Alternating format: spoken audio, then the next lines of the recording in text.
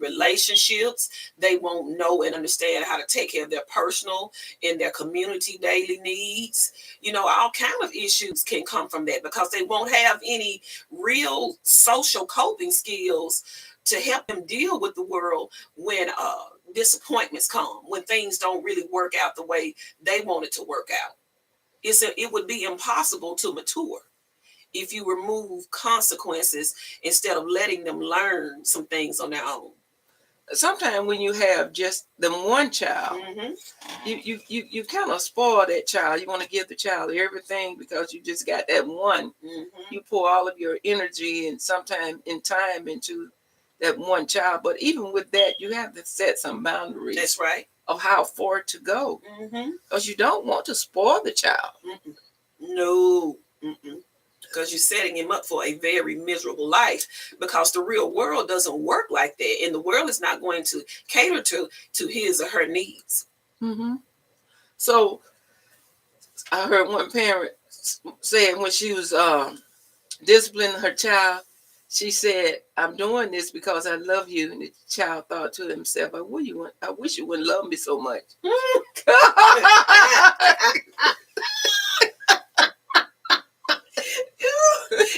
Even the Lord chastises those whom he loves. You're right. And we need that chastisement. It don't feel good now. It never feels good. Sometimes you want to run from it. That's right.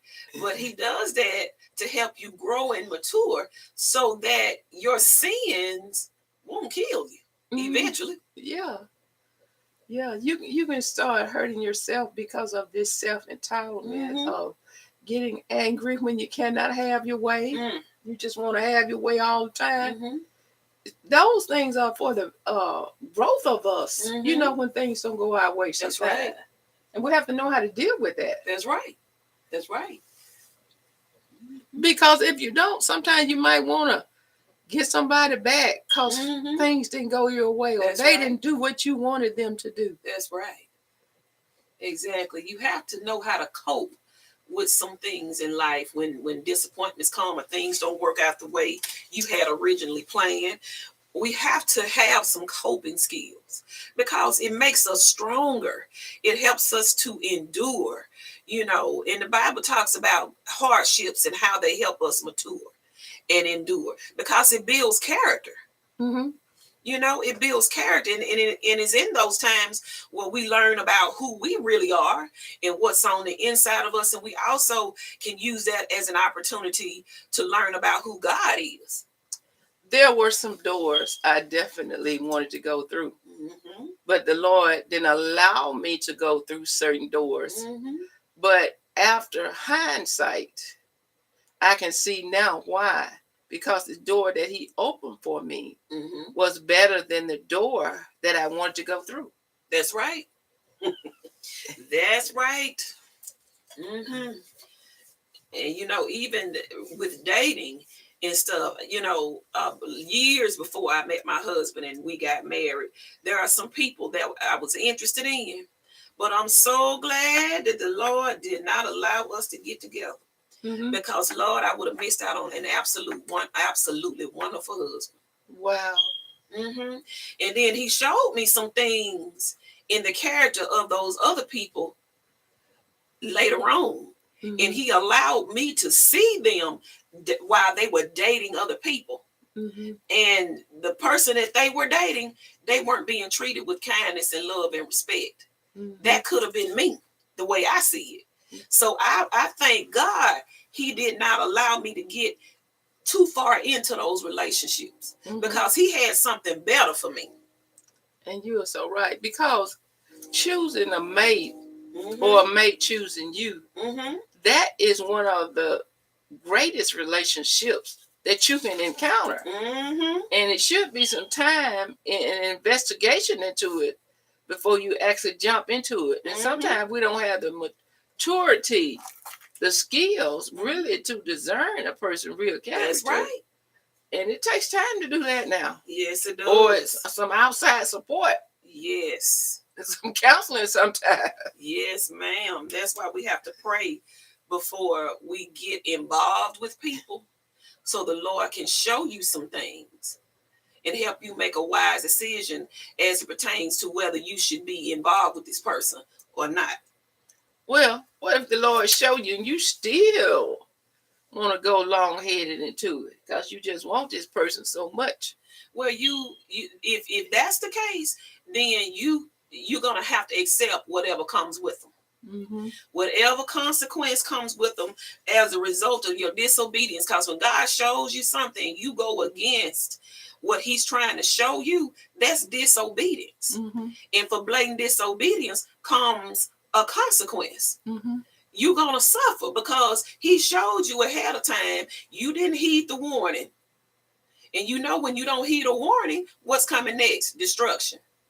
So you can suffer in the forefront by waiting, or suffer in the aftermath by getting into something God told you not to get into. Mm-hmm. I would rather suffer up front. Exactly. And wait. And wait. Mm-hmm. I wish, just having that knowledge now is so imperative. And sometimes we try to tell our young people, maybe you need to wait and just pray about this for right now. Mm-hmm. Do you think young people listen to the older people?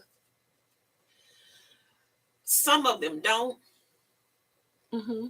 I don't think that's true for all of them, but some of them don't. Uh-huh. And I think that the younger generation needs to receive the wisdom that the older generations are trying to pour into them, because the older generation has a lot of more years of life and they see things from a better angle than from what the young people can see. It's a reason why we grow older, so we can gain wisdom to share with the younger generation. And it pays you to listen. It really does, because you can avoid a lot of bad experiences, a lot of traumas, and a lot of issues by listening to people that are older and full of wisdom. Because they have the experience. Mm-hmm. The young people might not have. A lot of them have not went through the test of time. Mm-hmm. Like some of the older people have had to suffer through some things and learn from that. I learned more from my hard times than I did my good times. Oh, yes. Yeah, I agree. I'm with you on that. Mm-hmm. Mm-hmm. It was hard, but I could see the best thing that came out of those hard times was learning how to discern, learning about relationship, learning about demonic activity. I would not have known none of that if I had not went through some of the things I went through. But now that can be avoided if you have the knowledge of how to deal with situations. Yes. Sometimes you just don't have the knowledge. You gotta grow through what you go through. That's right. I like that. You gotta grow through what you go through. Yeah. That's the purpose of why God allows us to go through certain experiences, because that's the only way you're going to learn. That's the only way you're going to grow and mature, is if you go through some things, because along the journey, he's going to be sharing things with you and opening your eyes and your ears to what the truth is about life and the situation that you're dealing with. Wow. And wisdom and experience. There was a scripture in the Bible said Abner died like a fool. And that's one thing. You want to learn from your mistakes. You want to learn from your experiences, that you don't have to keep repeating, going around that same circle over and over. That's you're not making any traction. No growth is taking place. If you keep getting hit in the same place over and over again, that place is going to begin to weaken. Exactly. Just like the children of Israel kept going around the same mountain for how long was it? 40 years. 40 years. Around the same mountain for 40 years, because they refused to grow and they refused to learn and become spiritually mature. And that goes back again to disobedience, not following instructions. Now, it's good to follow instructions instead of trying to do it our way. Like what that Frank Sinatra said, I did it my way. Sometimes your way will get you. That's right. Upside down. That's right. Which is why we are supposed to acknowledge God in all of our ways, so he can direct our path. It's important. Yeah. All right. We're going to talk about alcoholism and hurt, that hurt place, because sometimes some individuals are trying to cover that hurt place or that disappointment with alcoholism or alcohol. What's going on in the mind of a person that look like they got everything going for them, but look like they just got to drink? Now, alcohol addiction is a form of substance abuse where the person's brain and body become psychologically and physiologically dependent upon alcoholic drinks. And most of the time, alcohol addiction is not about the enjoyment of drinking the alcohol, just wanting to get a buzz or faded, as the young people say. It's not about, just, the taste of it. Alcohol addiction is serving to medicate some unresolved trauma, pain, or issue. It's just like taking a Tylenol pill when you have a headache. And a lot of times people have unresolved traumas and they drink the alcohol to sedate them or keep them from feeling. The purpose of it is to numb your feelings so that you don't have to feel the emotions associated with the negative thoughts that you're having about your situation. And if you find peace in alcohol, that's when you're about to go into an addiction. And most of the time, they are individuals that get caught up in the addiction of it. They turn into a whole different person once they get the alcohol under their belt. It's true. It's not like they're the same person. It's true. They're not. The addict and the real person are two different people. The addict is going to always act in complete opposite to the way the actual real person is when they're not under the influence of a substance such as alcohol. But alcohol really can take you down. Yes, it can. It have you doing stuff you didn't want to do. Sometimes belittling your own self, low self-esteem. There's a scripture in Proverbs where when this man get drunk, he said that they have beaten me and I didn't even feel it. Like people can almost walk over you or even rape you when you are numb. That's right. Not only are your emotions numb, your physical body can be numb. And a lot of things can happen to you when you're under the chemical influence of alcohol. And don't try to drink and drive. There have been many a loss of life. That's right. Because of getting behind the wheel once you get some alcohol under your belt. Exactly. If you decide you want to take a drink of wine or something, be careful not to drive. Have a designated driver. The sin itself is not in taking the drink. The sin is when you become so intoxicated, you can't control yourself and nobody else around you. Now you're putting yourself and other people in danger. That's the sin right there. When you overindulge and cause damage to yourself. And what does alcohol actually do to the brain, though? It starts rewiring the brain to just think out of character, get all out of control. Over time, it does. It takes quite a bit of time when a person has become an addict to the point where the chemical balance in their brain is completely altered. That means you've changed the calibration of the neurotransmitter in the brain because of consistent alcohol use, because alcohol has to cross what we call a brain barrier, the blood-brain barrier. And once that alcohol gets into the brain and is there consistently day in and day out, it starts to cause a recalibration.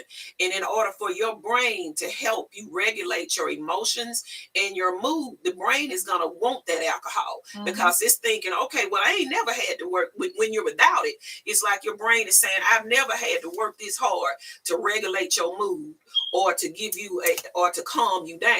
So in order for me to do that, you're going to have to keep feeding me with alcohol. That's the conversation the neurons in your brain actually have with each other. And you think about your liver, though. They say alcohol is one of the worst things that you can use concerning your liver. It can actually produce cirrhosis of the liver. It's continuously drinking it. You know, it produces, when anything produces a bad health effect, you really, really need to reconsider that. Yes. To love yourself enough not to take yourself down a health trail or unhealthy trail where this thing is taking over your body now. Not only your mind, but your body. That's right. That's right. It can cause cirrhosis of the liver because what happens is over time, the enzymes in your liver increases. And they start to take over, and what those enzymes do, they cause the cells in the liver to start breaking down and eating one another. And that's what leads to cirrhosis. So it's never good to allow alcohol to take over your life. That's right. Anything that starts taking over your life, you really need to look at that and try to get rid of it. Sometimes it can be a food addiction. It sure can. You know, so we want to be in control and allow the Holy Spirit to control things in our lives that they won't get out of balance and create a unhealthy version of oneself. Yes, ma'am. That's true. I'm not really sure if people understand the different levels or grades of alcoholism.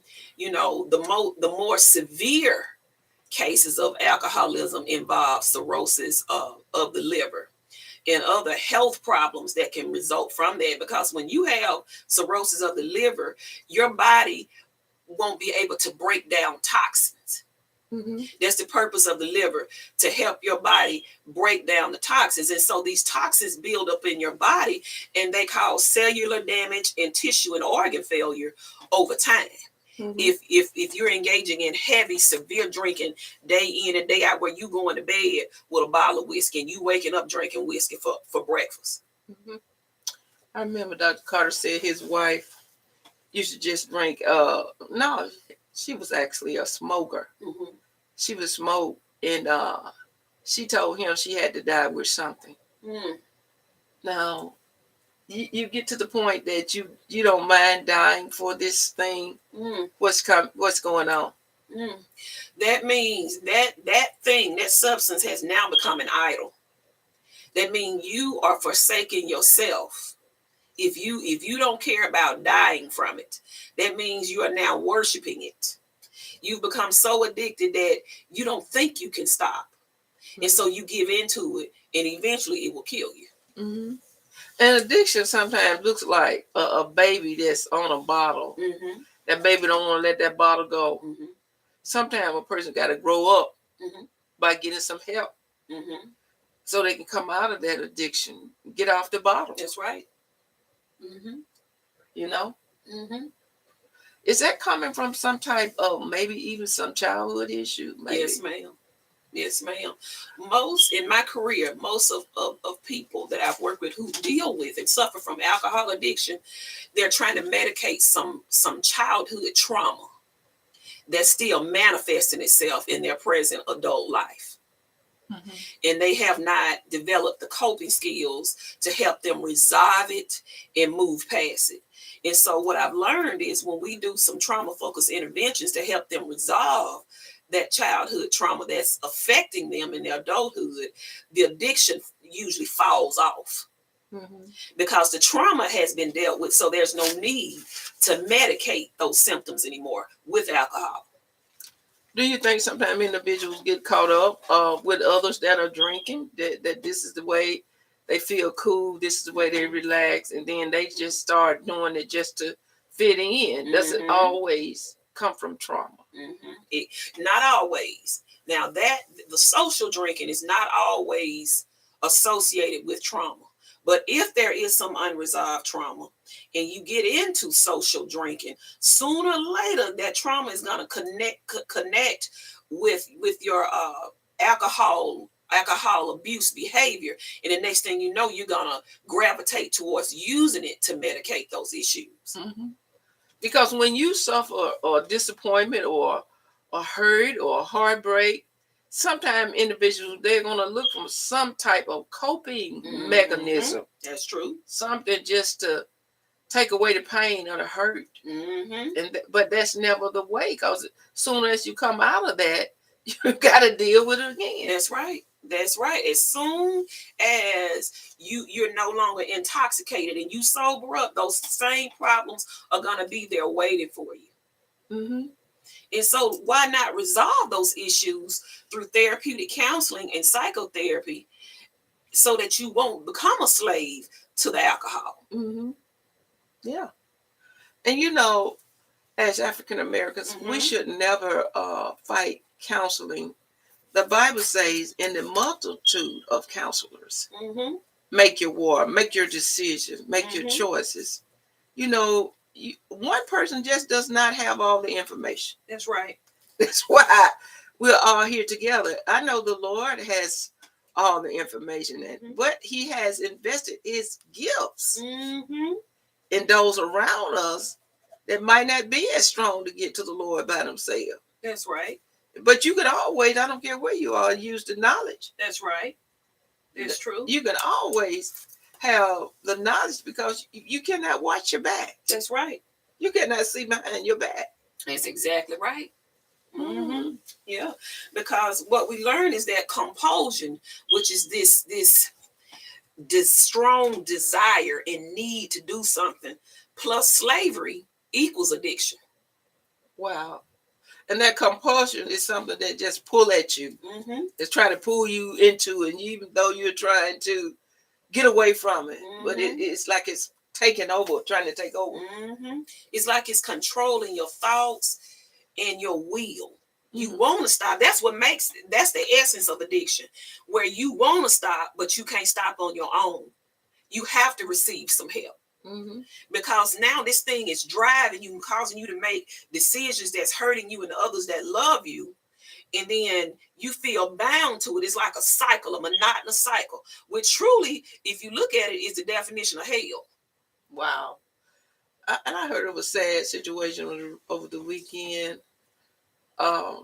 This murder-suicide because of violence. A husband and wife left a 10-year-old behind. The husband and wife got into it, and one of them killed the other one and then killed oneself. We don't know which one did it. You know, why are we seeing more cases like that? Despair, not having any coping skills, a lot of generational trauma, and not having any relationship with the Lord. Not having any self-love.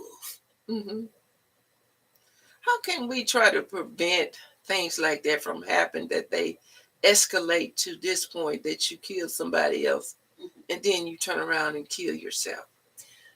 We have to do our individual work to get better so that we can be in a good mental and emotional state. That starts with us individually. That's how we prevent those types of situations from occurring. We have to do our individual work and know that if we have unresolved issues, it is our responsibility to find intervention through therapeutic counseling and psychotherapy and heal from that. The healing of it is our responsibility. But when you get into a relationship like that and you get into the heat of the moment, you know, and the person maybe just lose all control and you didn't see it coming. But, you know, if a person find themselves in a volatile relationship, they need to try to get some help before it get to that point. That's right. Mm-hmm. You have to get out. You have to get out. But in domestic violence relationships, that kind of trauma alters the brain so badly, because what it does is it puts a person in fight or flight state of mind, where they're in hyper arousal states day in and day out. That means fear has completely taken over, to the point it's altered the cell structure in your brain and the neurotransmitters in your brain. And when that happens, it alters certain things in your body. And fear can paralyze you, because a lot of times in those situations, the perpetrator would tell the victim, if you leave, I'm going to kill you. Or either I'm going to kill myself, or I'm going to hurt somebody else that you love, or you won't be able to leave with anything but the clothes on your back. And that puts fear in that person. And a lot of times, if the abuser has all of the finances tied up to where the victim doesn't have any access to it, it puts fear. Okay, how am I going to eat? How am I going to have a roof over my head? How am I going to take care of children if children are involved? And what happens is it produces this state of mind that it becomes a reality. It becomes real. Mm-hmm. Because the abuse starts off psychological first, and then it gravitates to verbal, physical, and emotional abuse. So people from the outside, maybe they have seen some things that that needed to be addressed, and trying to help the person. What are some of the ways that they might be able to help the person to get out of that relationship? Develop a relationship with that person. Ask them how they're doing on a day-to-day basis. Develop some small talk to get to know them. Develop rapport. Get to know that person. Let them know that, hey, I'm here for you. Encourage them. And once they start trusting you, they're going to tell you what they're going through anyway. And then you want to have some resources for them. Name of a therapist. Also, our local domestic violence and sexual assault crisis center, Safe Haven Incorporated, that serves 10 counties in this part of the state. Have resources for them. If you're going to help them, make sure that you have some resources. Do your research before you even approach that person. Because if you say, hey, I want to help, they're going to ask, okay, well, how can you possibly help me? You want to say, okay, let's make this plan. Let's do A, B, C, D, and E. Have something to give them, because they feel like they don't have any choices and they don't have any options. But when you present them with that resource, they're thinking, oh, well, maybe I do have some options. Maybe there is hope for me. But what if the perpetrator just tried to snuff out every voice, just kind of keep them isolated? Remind them again. Keep reminding them and show the proof of these resources. Talk about cases that you know were successful. If you have family and friends that have gone, coworkers that have gone through that and they got out of that situation, give them example of that. Show them that. Because sometimes people will sit back and see some things going on and say, I don't want to get involved. But a person ought to try to get involved some kind of way if they see some danger sign. Because Sister Martha was on the show the other day and said his older man told her to try to get out of that relationship because her boyfriend had told her, I'm going to kill you. And said his older man called and said, come here, baby. He said he going to kill you. He definitely going to try to kill you. And later on, he did. He succeeded? He tried to. She said she rolled in a ditch to get away from him. So when a person starts saying that, you need to try to make some traction. Exactly. Domestic violence is a form of slavery, because it looks just like the type of slavery where you have the psychological control first, and then it gravitates to all those other types of abuse.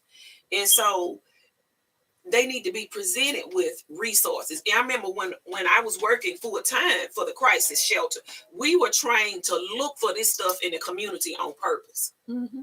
Notice it. And if you see that a person is being victimized, call 911.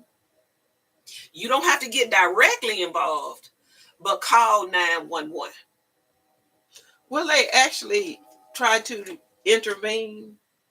You mean the police? 911, whoever's there. Yes, if this person is noticeably in danger, the police will come. But it's up to the victim to utilize their resources and press charges.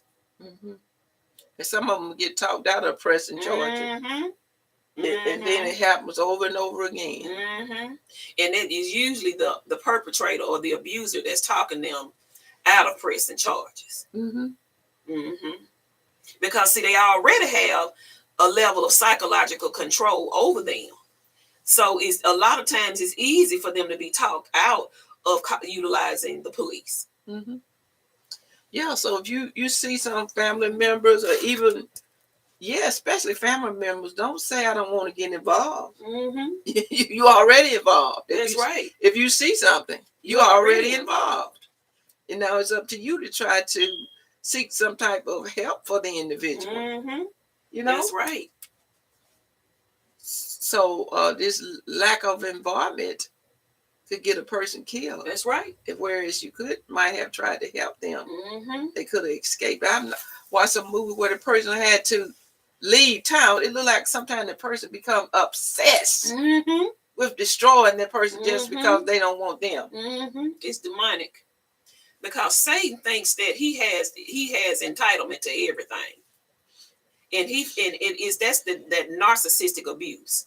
If you don't want me, then I won't allow anybody to have you. If I can't have you, then I won't allow anybody else to have you. That's demonic. We are humans, and humans don't own humans. I know once upon a time they did in this country, but humans aren't supposed to own other humans. Not even supposed to try to control them. People got their own lives, If you're trying to help them in the right direction, that's good. But if you're trying to manipulate and connive, to control a person to go your way, isn't that something? Yeah. And if you've gotten to the point where you've had enough, have a safety plan for yourself already constructed. So when it's time to run, you have everything you need. Have your emergency numbers written down somewhere. Have a family member or a friend that you can call to let them know this is what's happening. Also, try and find a place that you can escape to lay your head if you can. Have you some extra money. Save you some money. Yes. As you're going to leave, so you can have gas fare or a place to stay, like That's you right. say. Have you some resources. Just don't stay in a bad situation, and it's not getting better; it's getting worse. Because sometimes the person will get better for a while just to keep you there. That's right. And once they suck you back in, they think they have you. They return back to their old ways. My goodness. So therefore, it is healthy to discern relationships, because sometimes people look healthy and good until you get in the relationship, and then here come another Dr. Jekyll and Mr. Hyde. Exactly. And in our culture, we've been taught to sweep things under the rug. What happens in this house stays in our house. You don't go talk to anybody in the community. You don't talk to your friend. You don't talk to your a therapist, because we know that domestic violence brings police involvement. And looking at the history of our judicial system, the judicial system has never been completely fair to African Americans. And so a lot of times that abuser is going to be a man, and he's usually the main breadwinner of that house. And so if he's incarcerated, then how you gonna live? How you gonna eat? How you gonna have a roof over your head? And so the fear of being penniless and homeless is enough to make some women not call the police or press charges or seek legal counsel for divorce. And with you saying that, I think a person sometimes they have to go back to school, try to have something for themselves. Sometimes a person is too dependent on the perpetrator that they feel they can't live on their own. Because, like you say, they become too dependent. Too dependent on them. Yeah. Let me grab this call. WTWG. Merry Christmas. Merry Christmas. How are you, Pastor Cockrell? I'm doing good. I said I was gonna call today, and then now I couldn't get for one minute, and I was gonna hear from you today. All right, it's good to hear from you as well. Yeah. How y'all doing? How you been doing, Miss Earnestine? I've been doing well. I cannot complain. Just staying busy. Good. Same here. We got our counselor here also, Miss Kenya Crawford. She's here as well. Good morning. Good morning. How you doing, Miss Crawford? I'm well. How about you today? I mean, Miss Walker. Her last name is Walker. Right. Last name is Crawford Walker. Crawford is my maiden name. I'm doing wonderful. Yeah, I sure am. But we were talking about domestic violence.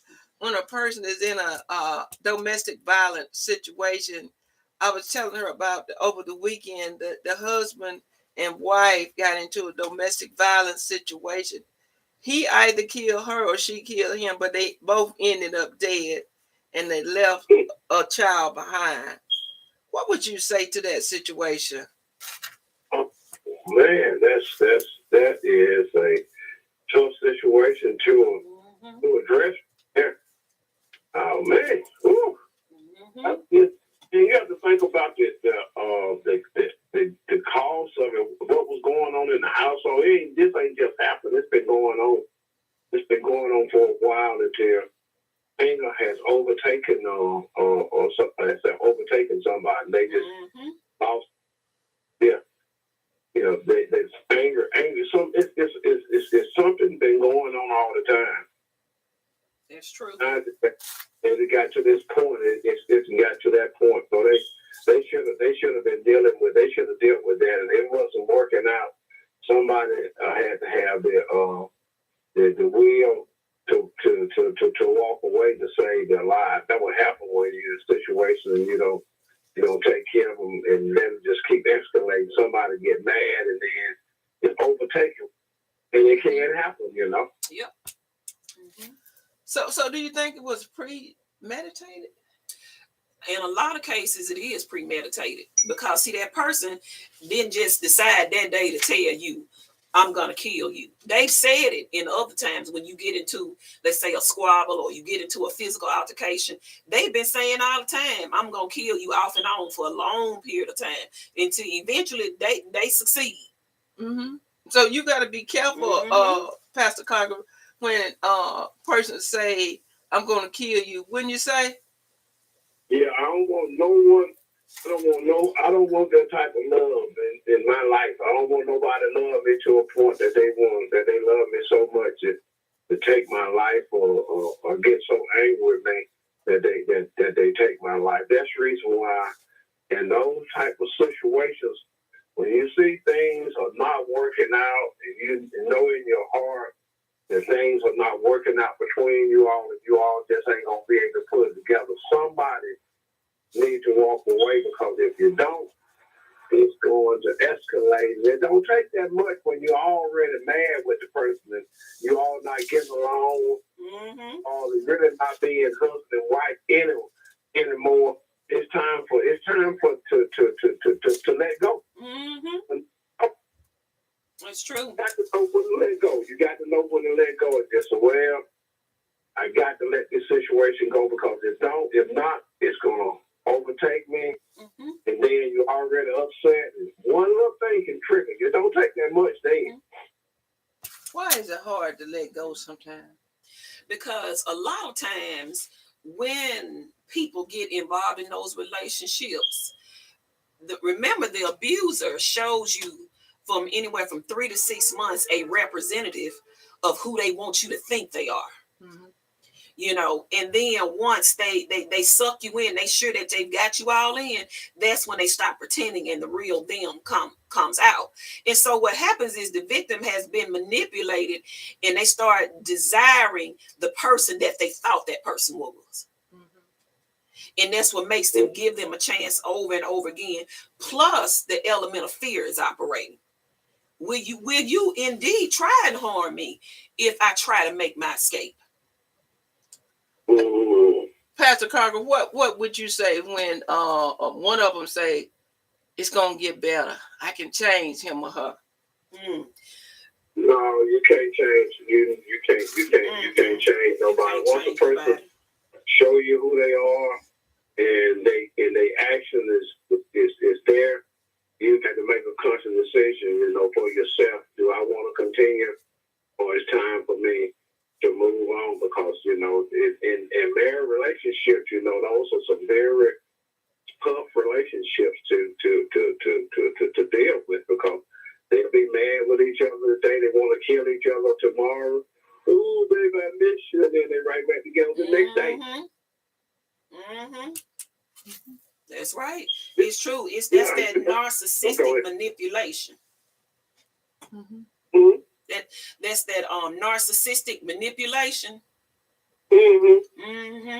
Oh, I'll change, and we call it the honeymoon phase in domestic violence. Oh, I'll change, and they butter you up to keep you from wanting to leave, and then before you know it, again, out of nowhere, you back into another physical or verbal altercation. But you ought to get to a point saying, now, this is the last straw. I got to go after this. Don't wait till it get to the point that it killed you. See, some people get married for the right reason, then some people get married for the wrong reason. When you marry someone and you ready to put your heart and your mind and your soul and everything into it, it's not as easy to walk away as we can say it here, because we are not in that situation, Because if both of them got their heart, mind, and soul into it, you can work with it, because they ain't gonna do nothing to harm one another. If you see it's not working out, the bigger person gonna walk away and keep their sanity. It's not working out. But sometimes it's hard to walk away when you got your heart, soul, mind, because why? The more you be with a person and love them, and they love you, and they showing that they love you, and you get so deep into it, it's like being at home. Once you get so deep in, it's not that easy to come out. But if they hurting you now, or threatening, they're abusing you, you still. If they keep on saying, "Oh, baby, I didn't mean to do it. I'm gonna give me another chance." Chances are, if you really love them, you gonna like that. Like you said, that other representative that you done fell in love with. You're gonna give them another chance. That's right. And it's not so easy, especially for women. And if you have multiple children involved, and then this man has all of the finances tied up to where you have no access to the bank accounts. He making you deposit your paycheck into the account, and he gonna issue you out an allowance like you a child.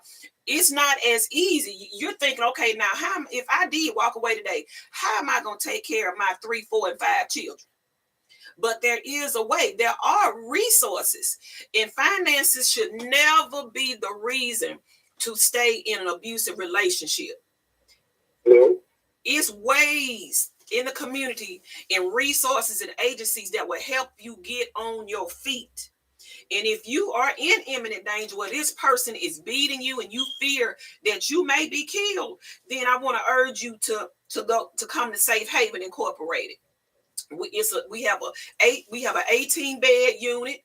We will help you. We will make sure you have transportation to your job. If you don't have transportation, we'll get you back and forth to your doctors. We will help you to find safe housing for that, because we have a relationship with the housing authority and other realtors in the community, and we can help you to get some safe housing for yourself. And if you have relatives that live out of town that's willing to take you, we'll help you get to those relatives. But you have to make the first step, and that is to call, do the intake, and come on in to the shelter. But that will be done by police escort. You have to call the shelter, go through the intake process so they'll know what your situation is.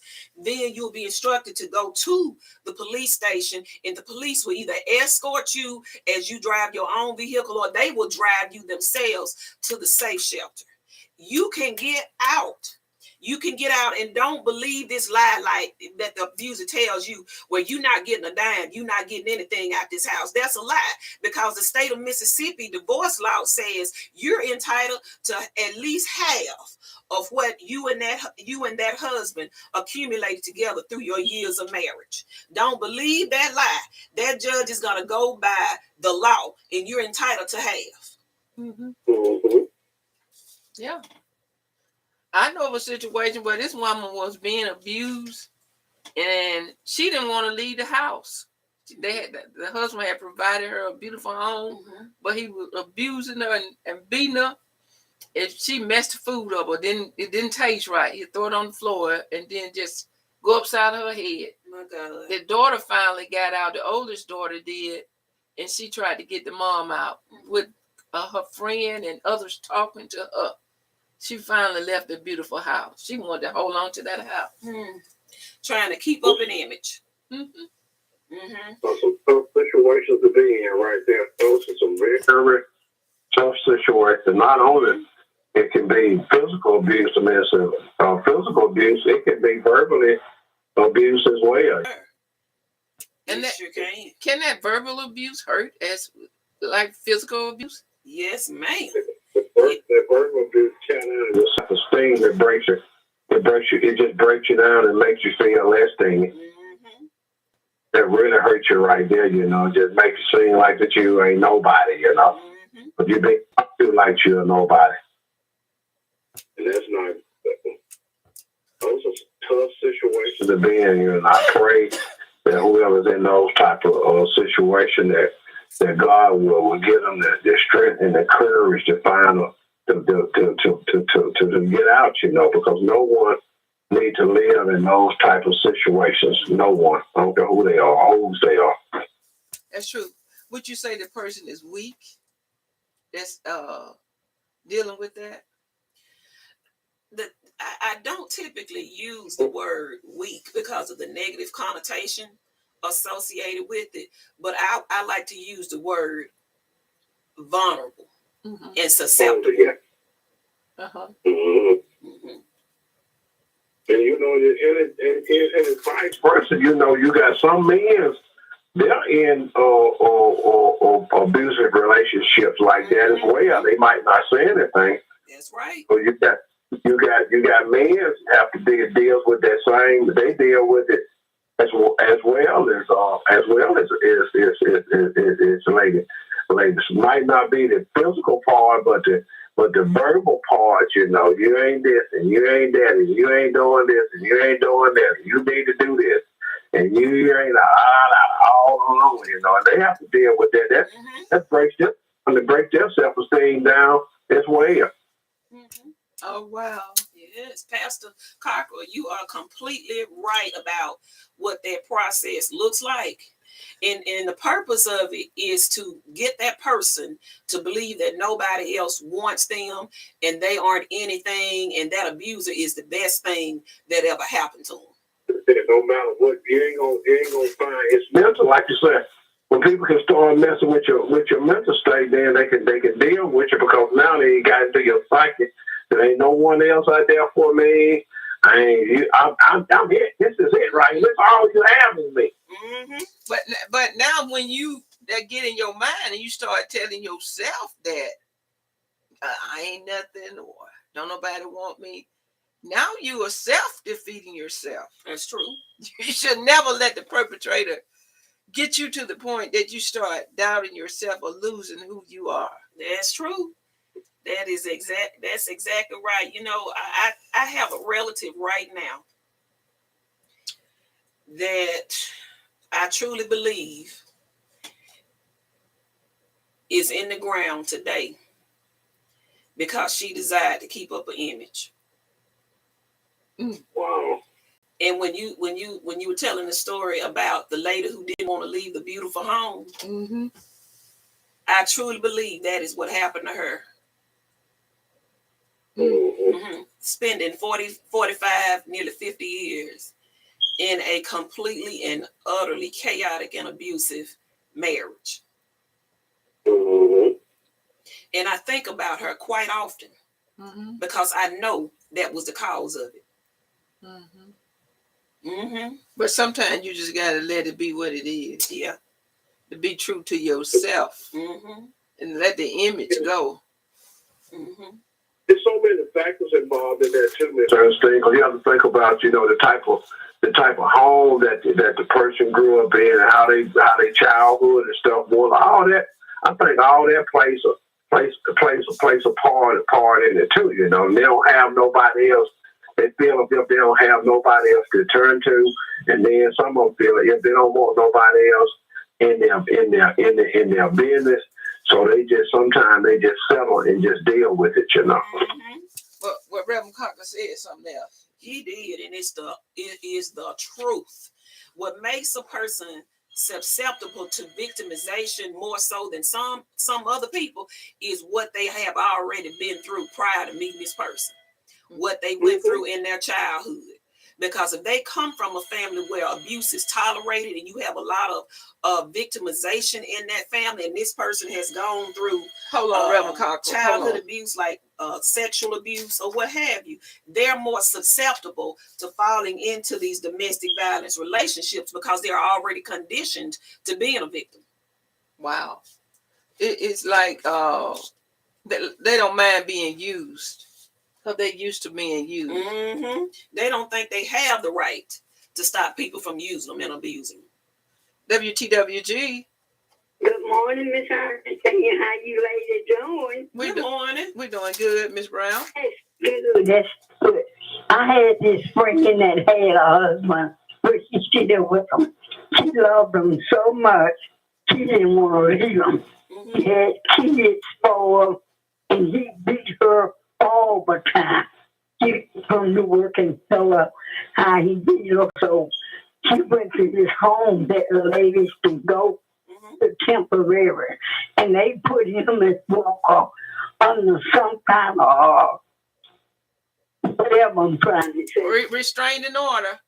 Yes, ma'am. And he could never hit her again. If he did, we would come get him.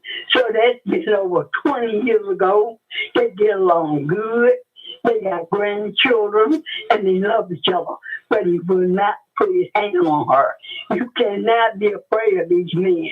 If you're not going to tell them, you're showing that you're afraid of them. We have a relative that husband shot her in the bed, and she had nothing to him. That little boy still talk about how he came to the bed and killed his mama. But you can put him under restraining order, but you can't kiss him and hug him, make you not do it. You got to do it if you love him. Y'all have a blessed day. All right, Miss Brown. Yes, ma'am. That was good. That was good. Let's go back to Reverend Cocker. Okay. Yeah, like you were saying, you in any situation, if the enemy can cower you down, he'll make you keep backing up. Because he wants you in bondage, because his ultimate goal is to kill you. To kill you. Destroy you mentally and make you feel like that this is all this is it. You don't have nobody else but me. Without me, you ain't gonna be able to make. The devil is a lie. That's a lie. You got God. You can go to God when you can't go to nobody else. Exactly. That's not that person did. Yeah, what they do, I'm serious. That's why, it's why if things are not working out and things are just not coming together in husband and wife like it's supposed to be, and you got all these differences and all these discrepancies, and you all just cannot work it out, and y'all have tried and y'all just cannot work it out, the most feasible thing to do is you all is to go y'all separate ways. That way you can have your life, he can have his life, and then maybe you all can find the person that you all can build another life with, because there's still hope. That's true. Because sometimes the person feel like this is the only person. Isn't that something? When they become obsessed with them, like they don't want to let them go unless they destroy them. They think they're supposed to own them. It's sick. It's antisocial in a sense. It's psychopathic in a sense. It's psychotic to think that you can own and you're supposed to possess or own another person. That shows that you are a very sick and broken individual to think that you are supposed to own another person. Wow. All right, Reverend Carter, we're gonna get ready to count it down. God, this could go on and on and on. Look, I'm coming back, and just like you said, I'm busy. I'm busy. Got revival this week, and it's just one thing after another one. But my heart is still with WTWG, and I am going to come back and start doing some radio shows. Okay, don't throw me away. Okay, I'm not gonna throw you away. We just waiting on you to come on back, like the prodigal son. Come on back home. Thank you so much. Thank you for allowing me to be part of your show this morning. And goodbye, Miss Walker. You take care. It's always good to be on the show with you as well. Yes, sir. Thank you for calling in. It was good to hear from you. Okay, then. Y'all have a blessed day, and we'll be in touch, okay? All right, then. Thank you. Bye-bye. Bye-bye. All right, what would be your departing remarks? My departing remarks is if you or someone you know suffers from alcohol addiction or any other type of substance abuse disorder or any other addiction, I want to encourage you to seek counseling and psychotherapy so that you can heal from the real issues that's causing you to be addicted. Also, if you or someone you know is in a domestic violence situation and you know their life is threatened, I want to urge you to call Safe Haven Incorporated at 662-327-6040. Again, that's 662-327-6040. You have access to counseling services. You'll also have access to legal aid and case management. Get some help. Don't try to do it alone.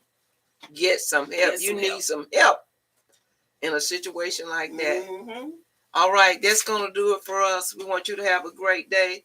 We appreciate Reverend Cocker for calling in. We always are so appreciative of our favorite counselor today. Thank you. It was good to be with you. All right, that's going to do it for us. You all have a great day as well. Until next time, God bless. Bye-bye. Looking like a brand new day. I'm waiting for them to get with me. Looking like a brand new day. Have a great day.